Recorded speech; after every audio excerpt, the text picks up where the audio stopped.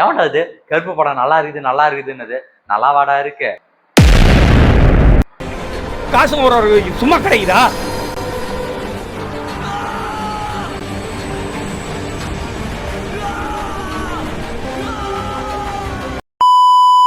ஒரு வழியா கருப்பு படம் ரிலீஸ் ஆச்சு. இருக்கிற தடைகள்லாம் தாண்டி படம் ரிலீஸ் ஆச்சு. நாமளும் போய் தியேட்டர்ல பார்த்துட்டு வந்தோம். படத்தோட சின்ன ஸ்டோரி லைன் என்னதுன்னா, ஒரு அப்பா பொண்ணு அவங்க 2 பேரும் கோர்ட்டை நம்பி போறாங்க ஒரு கேஸுக்கோசரம். அந்த கோர்ட்ல என்ன நடந்துச்சா, அவங்களுக்கு வந்து நீதி கிடைச்சிச்சா இல்லையா, ஒருவேளை கிடைக்கலன்னா அந்த நீதியை கருப்புசாமி வந்து எப்படி வாங்கி கொடுத்தாங்க அப்படிங்கிறது தான் இந்த படத்தோட கதை. இதுதான் பேசிக் அவுட்லைன். ஓகே, பாசிட்டிவ் அண்ட் நெகட்டிவா பார்த்துடலாம். பாசிட்டிவ் என்னதுன்னா, சூர்யா அந்த ஒரு மனுஷன் தான்.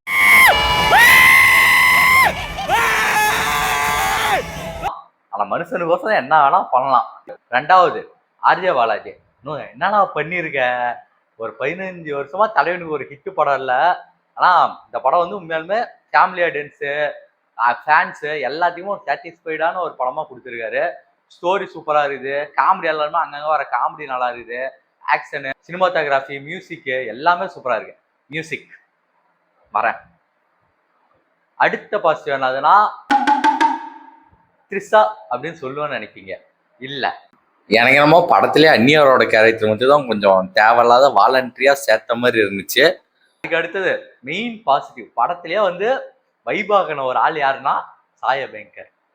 என்ன பண்ணிருக்க, அதாவது நான் கத்தி கத்தி என் தொண்டை வாய்ஸே போச்சு. அந்த 3 டிராகன் வரும்ல, அந்த மாதிரிதான் இருந்துச்சு. சூர்யா, ஆர்ஜே பாலாஜி, இந்த சைடு சாயா பேங்கர்.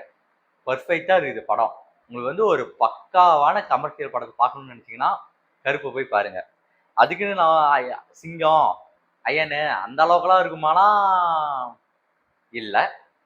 இவ்வளவு மேல இல்லப்பா, இவ்வளவு மேல இல்ல.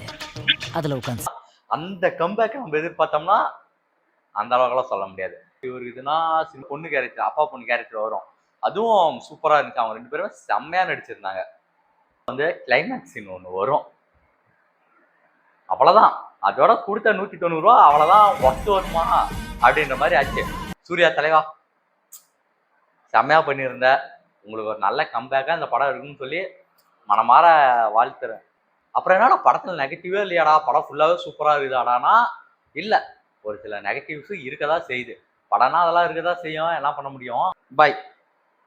நம்ம ஜெயிச்சிட்டோம், ஜெயிச்சிட்டோம்.